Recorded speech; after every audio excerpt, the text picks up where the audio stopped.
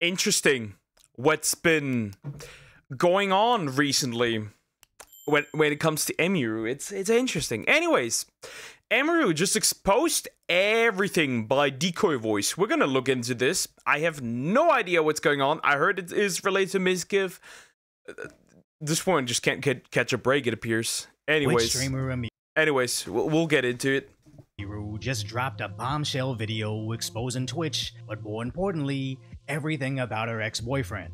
Today, I'm finally going to be opening up about the psychological and domestic stalking and harassment, sexual assault, and threats of blackmail that Mizkiv has done towards me. To which he did quickly respond to. I have... Funny. I remember Mizkiv, saying how bad of a person Tectone is. Odd, weird. Well, I'm not gonna pick a side yet due to the obvious nature of these things, which is that we need actual proof. We need actual proof for now. Hundreds of messages and DMs from people, things that people probably would never want to get released, that are very interesting for everyone, and I will be releasing it as time goes on, because why not? But before that, I would like to address everything that was said today. As right now, if you Google his name, all the top results are the allegations from her. Now there's a lot. Yeah, this is... The problem is that it's allegations, right? We don't have any proof of this yet. We need to wait a little bit. Yeah. We need to see. These are all allegations. So as time goes on, we'll know. A lot to unpack here, from her claims, the mountains of evidence, and his responses. But drama aside, I think the real headline is how Twitch, in a way, assisted in the escape of Emiru's assaulter, as she opened up on the aftermath of the attack. Someone came into their work who matched the description of the guy, and this person was saying, like, oh, I'm, traveling to Texas, and I caused, like, quite a stir at a TwitchCon, and this person, like, reached out to my manager, reached out to police, San Diego police, interviewed them. But basically what I'm trying to say is because all this stuff was delayed, this guy was able to get really far away from San Diego, allegedly. For all we know, he, like, lives around where Emmy and her roommates live. Like, I can't, like, help her if— Wait, so the dude that assaulted her lives at the around her? That's crazy. Yeah, that's crazy. Like, I don't know who this person is, and they were refusing to do it. The investigation's still going on, but it's, like, been a huge mess because of all of the delays and, like, refusal to work with the police. And remember, this is after the CEO essentially blamed Emiru for the attack, even though the CEO finally released this long block of text, admitting that they failed the creators, finally apologizing to Emiru, but apparently it was never directly to her. I was literally in a Discord call with my friends, and they were like, did you see that Twitch apologized to you? And I was like, wait, what? Basically what I'm trying to say is they put out that tweet. I was never apologized to privately. They put that out without, like, consulting me or anything. Yeah, that isn't surprising. That isn't surprising whatsoever. That isn't surprising. That does not surprise me. Anyways. I didn't know that they were gonna do that, so that was, yeah.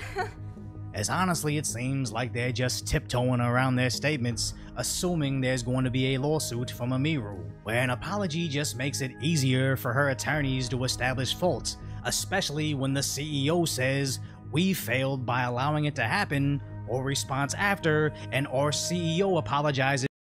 But then Clancy also said, basically said, right, people moderate the Twitch as if it's like her fault that the dude even got close to her.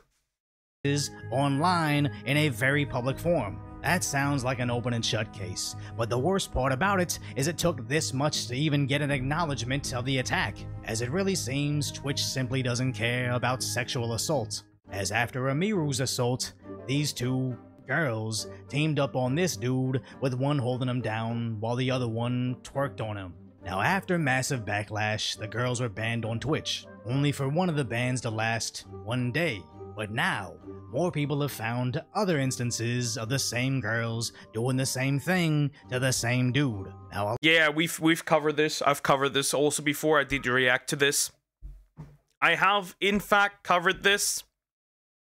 Regardless. Yeah, this was Nina Lynn? I think Nina Lynn. And Zoe. Those are the names. Yeah, they essentially SA'd a dude and went, well, Twitch didn't really care whatsoever. Anyways. A lot of idiots out there think this is just funny, but as I think Asmongold said it, if this was two prominent male streamers holding down a female streamer's assistant so the other one could grind their private parts on their body for live stream content, they wouldn't just be banned on Twitch forever, they would be in jail. But the Twitch CEO doesn't seem too focused on policing this on his platform, while his priorities lie elsewhere. The thing we do need to make sure we do, we got to keep attracting younger viewers that, you know, grow up on TikTok, you know, when they're 8, 9, 10, 11, 12, even though they... Which is a crazy thing to say, knowing how much NSFW stuff there is on Twitch. That is a crazy thing to say. Twitch should be 18 plus, actually. Shouldn't be. This incident should probably end Dan's career, as even if Twitch shuffles him around to another position within Amazon, I think he's just another I mean, remember, these dudes, right? These dudes fail upwards. lawsuit waiting to happen. But Amiru didn't just end Dan Clancy's career, as she's exposing everybody, especially her ex. He would throw bottles, like plastic bottles with liquid in it, not like glass bottles, at me, despite me telling him like I didn't like it and it scared me and I bruise very easily. He would throw his phone at me. I would tell him, you know, it scared me, I don't like it. And one Why would you randomly throw your phone at your woman? Why would you randomly throw your phone at your girl? What the fuck? time it even hit me in the eye, which caused me to get a black eye, but he always, you know, was like, oh, it's an accident. And as internet sleuths are already digging up footage from 2022, where Amiru quickly alt-tabbed through Windows, briefly showing a close-up shot she took of her eye. And in his response, it sounds like he just admits it. She brushed over that I threw water bottles or my phone near her, but that wasn't during fights. I want to make that very clear. It would be me throwing my phone on my bed when I brushed my teeth. She did tell me she got a bruise from it, and I stopped. That's all that happened. I will throw you and show you an example, chat. Now, we're just hearing hearsay from both sides, and I'm obviously going to be biased towards Amiru, as she's a close friend to Asmongold, to whom I'm a huge fan of. But even taking a step back to see this objectively, even if she bruises easily, if you hit her in the eye so hard she thought to take a selfie to possibly use... What is it with these big streamers always having these, right? The abuse shit, all the crazy shit always happening to these streamer relationships. See, again, we need ultimately proof, right? Who knows? We never know if these are mutual, right? We never know. We need not just allegations, we need proper proof. Like proper proof. As evidence against you, I'm guessing reality is closer to her story than yours. As evidence is something Emiru brought plenty of, as she showed several instances of him getting angry at her video gameplay, but then showing chat logs of after they had broken up to illustrate how desperate he was to reconnect with her, only to find some of these were likely written by AI. But she wasn't the only one hoarding evidence from the relationship, as apparently he saved video of how she allegedly starved her rabbits and their dirty living conditions. Now, being a bad pet owner is a hot button issue, especially after a certain streamer's possible shock collar, but I mean, yeah, bad pet owner is bad, though sometimes, especially under abuse, people struggle to take care of things and themselves as well. So maybe that's related to that. Maybe that's not related to that. Oh, my air just went out. We don't know. We can tell. But yeah, that's also not a good thing, obviously. Though this is not that's another topic. I think we can focus on two topics as well. Bad pet ownership, yeah. Abuse, also, yeah. Coming back to complain about a rabbit cage after she went into how he allegedly and I kind of like, these are not on the same level. Yeah, not taking care of your pet rabbit, okay, bad. Abuse, that's another level. assaulted her in her home, to which his response was acknowledging the incident and sharing his side of the story, saying he misread the situation. Now, I don't want to play those particular clips, as it's sick.